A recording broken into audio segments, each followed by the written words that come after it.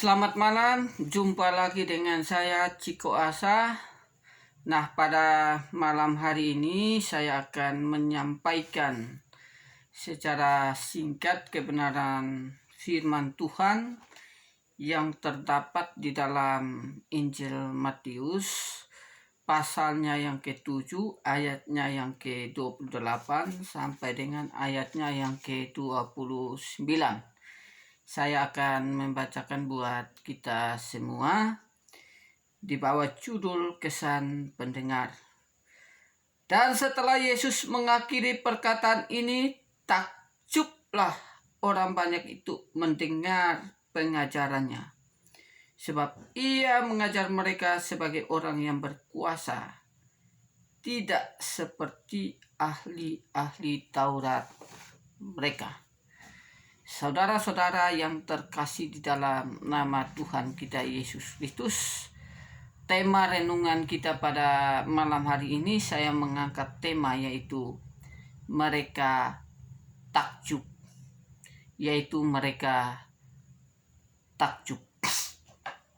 Nah, kalau kita melihat dalam Matius pasal yang ke-5 sampai dengan pasalnya yang ke-7, ini merupakan satu kesatuan dari pengajaran Yesus atau khotbah Yesus di bukit.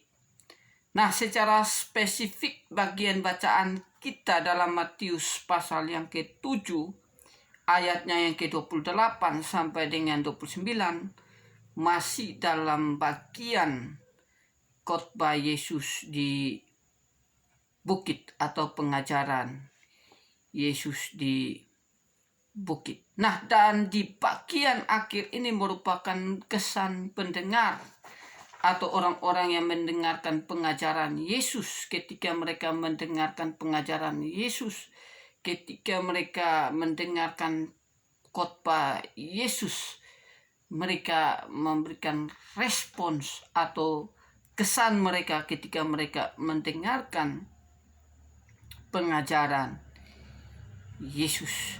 Nah, di dalam kesan mereka ketika mereka mendengarkan pengajaran Yesus ini, kita bisa melihat di dalam pasal yang ke-7 ayatnya yang ke-28 dikatakan, dan setelah Yesus mengakhiri perkataan ini, takjublah orang banyak itu mendengar pengajaran Yesus. Jadi yang menjadi pertanyaan adalah apa yang menjadi respons atau kesan pendengar ketika mendengarkan pengajaran Yesus. Jawabannya adalah ketika mereka mendengarkan pengajaran Yesus, ketika mereka mendengarkan khotbah Yesus, kesan mereka pada saat itu adalah mereka takjub akan pengajaran Yesus.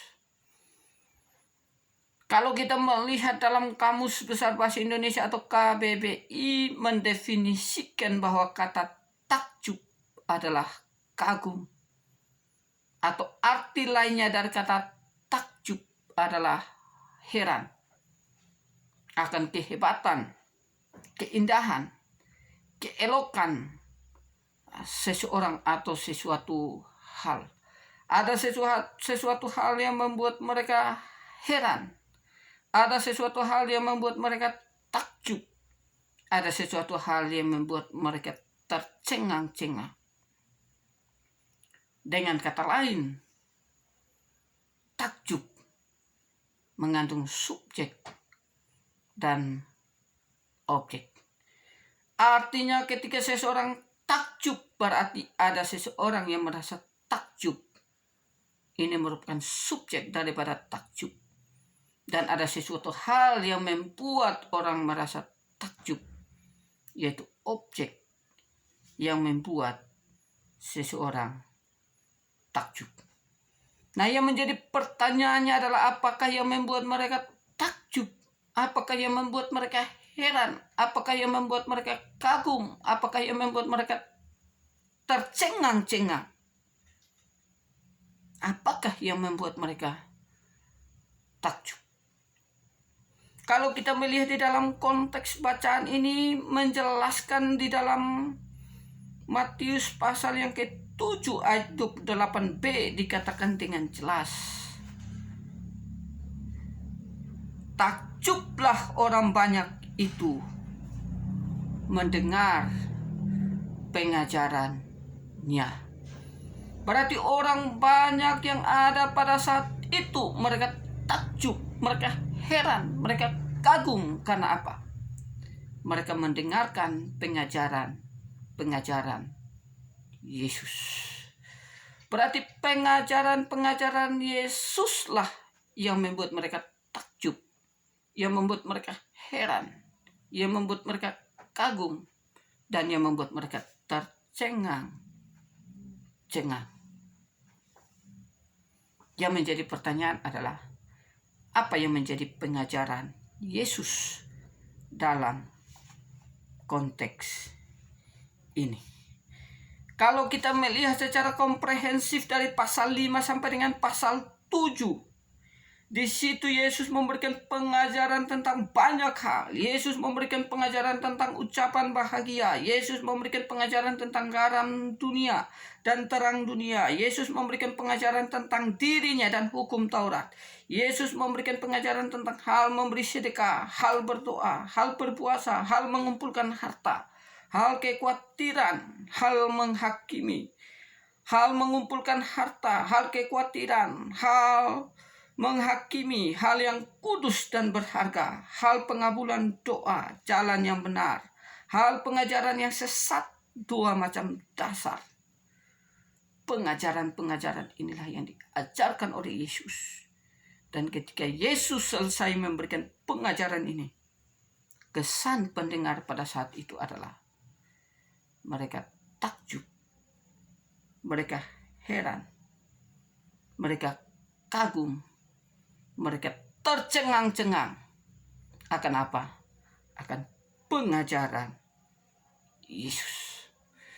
Berarti yang membuat mereka heran, yang membuat mereka kagum, yang membuat mereka tercengang-cengang adalah apa?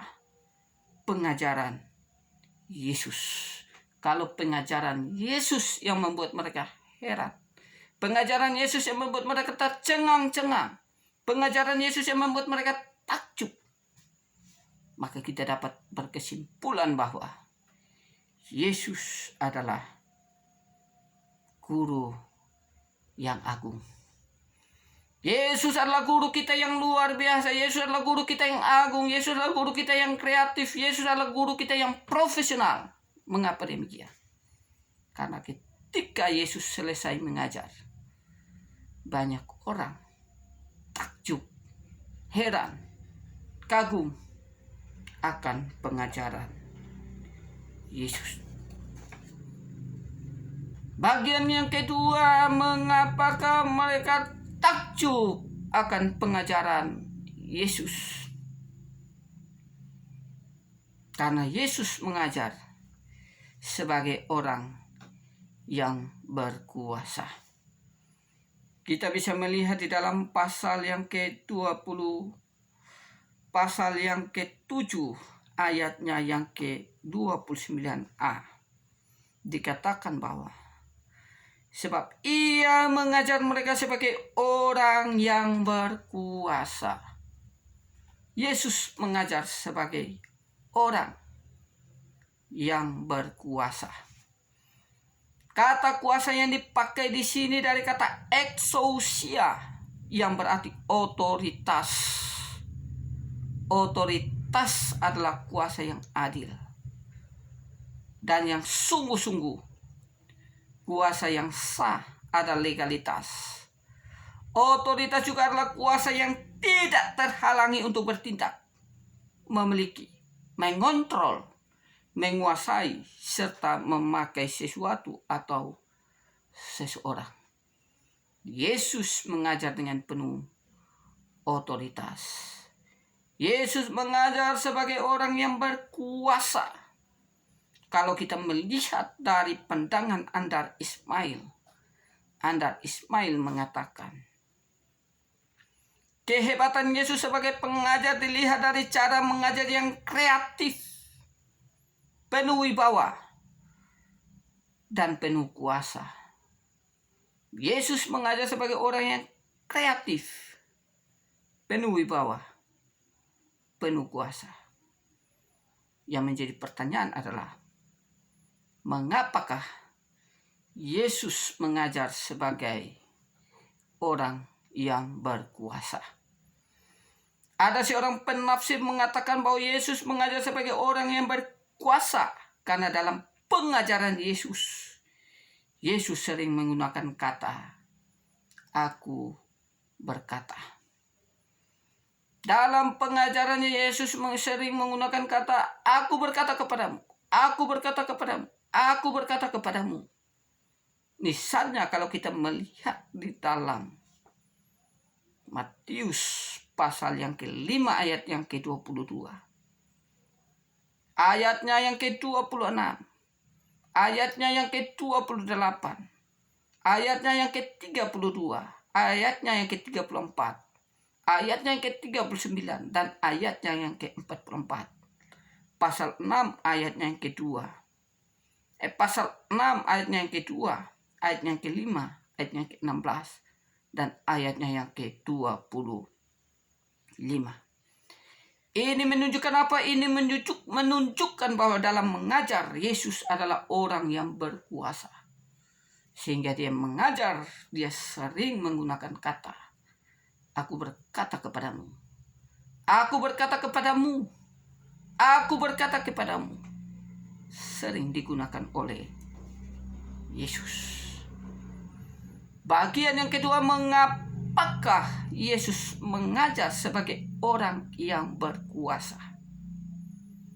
Kita ketahui bahwa Yesus bukanlah manusia biasa. Yesus bukanlah hanya manusia biasa yang dilahirkan oleh Yusuf dan Maria, melainkan Yesus adalah Allah yang menjadi manusia, bukan manusia yang menjadi Allah. Sampai kapanpun manusia menjadi Allah, manusia tidak bisa menjadi Allah. Tetapi Yesus adalah Allah menjadi manusia, yaitu yang kita kenal sebagai inkarnasi. Roh menjadi daging. Kalau kita melihat di dalam Yohanes 1 ayat 1, di sana dijelaskan dengan tegas, dengan jelas, bahwa pada mulanya adalah firman. Firman itu bersama-sama dengan Allah dan firman itu adalah Allah. Firman yang dimaksudkan di dalam Yohanes 1 ayat 1 mengacu kepada siapa? Mengacu kepada Yesus. Oleh karena Yesus adalah satu-satunya Allah yang benar, maka konsekuensi logisnya Yesus adalah pribadi yang memiliki kuasa. Bahkan kuasa di dalam diri Yesus, tidak ada seorang pun di dalam dunia yang bisa memiliki kuasa yang lebih tinggi, lebih besar, lebih agung, lebih mulia daripada Yesus Kristus. Yesus yang kita sembah, Yesus yang kita puji, Yesus yang kita muliakan, Yesus yang kita agungkan lebih tinggi, lebih besar daripada siapapun di dalam sejarah. Tidak ada seorang pun di dalam sejarah yang lebih besar, lebih tinggi, lebih agung, lebih mulia dari Tuhan kita, Yesus Kristus. Oleh karena Dia adalah Allah yang sejati dan manusia yang sejati, sehingga Dia memiliki kuasa di dalam dirinya sendiri.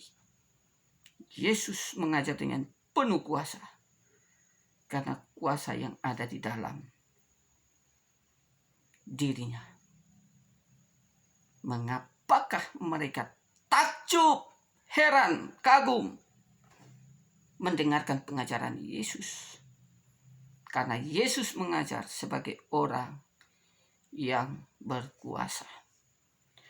Bagian yang ketiga, mengapakah Yesus mengajar membuat mereka takjub heran. Bagian yang ketiga yaitu karena Yesus mengajar tidak seperti ahli-ahli Taurat mereka. Di dalam Matius pasal 7 ayatnya yang ke-29b dikatakan, tidak seperti ahli-ahli Taurat mereka, sebab ia mengajar mereka tidak seperti ahli-ahli Taurat mereka. Berarti Yesus mengajar tidak seperti ahli-ahli Taurat mereka. Kalau Yesus mengajar seperti ahli-ahli Taurat mereka, maka konsekuensinya adalah mereka tidak takjub, tidak heran, tidak kagum akan pengajaran Yesus. Tetapi ketika mereka melihat pengajaran Yesus, mereka melihat khotbah Yesus berbeda dengan ahli-ahli Taurat mereka pada saat itu, sehingga membuat mereka takjub, membuat mereka heran, membuat mereka tercengang-cengang, membuat mereka kagum akan apa? Akan pengajaran Yesus. Meskipun kalau kita melihat dalam teks bacaan, kita tidak dijelaskan secara komprehensif mengenai seperti apakah pengajaran-pengajaran ahli-ahli Taurat mereka. Namun kita bisa membaca di dalam perikop lain bagaimanakah ahli-ahli Taurat ini mengajar. Ahli-ahli Taurat ini adalah orang-orang yang munafik. Mereka mengetahui hukum Taurat. Mereka mengajarkan kepada orang-orang tentang hukum Taurat. Namun mereka sendiri tidak menaatinya. Mereka mengajar dengan tujuan dilihat orang sebagai orang yang saleh, orang yang suci, orang yang kudus, orang yang menaati perintah-perintah Tuhan. Mereka mengajar dengan menunjukkan diri mereka bahwa mereka adalah orang yang suci, kudus.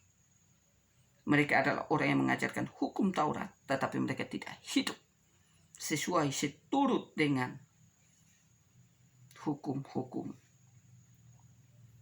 Taurat. Mereka berbeda dengan Yesus. Yesus memberikan pengajaran. Yesus pun melakukan apa yang diajarkannya dengan penuh kesempurnaan. Bahkan tidak ada satu cacat pun di dalam diri Yesus. Apa yang diajarkan oleh Yesus, Yesus lakukan dengan penuh kesempurnaan.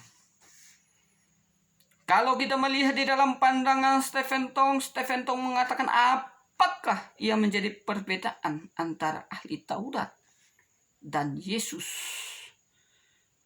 Stephen Tong mengatakan bahwa Yesus mulia tetapi rela dihina. Para ahli Taurat hina tetapi ingin dipermuliakan. Ahli Taurat menginginkan agar orang mengingat siapakah mereka, apa jabatan mereka, dan menuntut agar orang-orang memberikan penghormatan kepada mereka. Tetapi Yesus tidak pernah menuntut itu. Semua orang mengikuti Yesus dengan memberikan penghormatan mereka dengan rela. Ahli Taurat menuntut agar orang-orang menghormati mereka, meninggikan mereka, memuliakan mereka. Tetapi Yesus tidak. Karena kemuliaan Yesus, keagungan Yesus, kesempurnaan Yesus tidak berpatokan pada siapa yang meninggikan Yesus. Tidak berpatokan pada siapa yang meninggikan Yesus, memuliakan Yesus, memberikan penghormatan kepada Yesus. Tanpa penghormatan manusia, Yesus adalah pribadi yang penuh dengan kehormatan. Yesus adalah pribadi yang penuh dengan kemuliaan tanpa manusia memuliakan Yesus. Yesus penuh dengan kemuliaan. Karena Yesus adalah pribadi yang paling mulia, paling agung, paling sempurna, yang tidak ada yang dapat menandinginya. Karena pengajaran Yesus berbeda dengan pengajaran ahli Taurat. Sehingga apa? Sehingga ketika orang-orang mendengarkan pengajaran Yesus, mereka menjadi takjub, mereka menjadi heran, mereka menjadi kagum, mereka menjadi tercengang-cengang dalam pengajarannya. Saudara-saudara yang terkasih, Tuhan kita Yesus Kristus adalah Tuhan yang sangat mulia, Tuhan yang sangat agung, guru yang kreatif, guru yang agung. Maka marilah kita belajar dari Tuhan kita Yesus Kristus, Tuhan yang paling sempurna, Tuhan yang paling agung, Tuhan yang tidak ada siapapun yang menandinginya. Belajarlah dari Tuhan kita Yesus Kristus. Yang menjadi pertanyaan adalah, ketika orang banyak mendengarkan pengajaran Yesus, mereka merasa takjub, heran, kagum. Pertanyaannya adalah, sudahkah kita takjub, heran, kagum, tercengang-cengang ketika kita mendengarkan pengajaran Tuhan kita Yesus Kristus? Ataukah selama ini kita mendengarkan pengajaran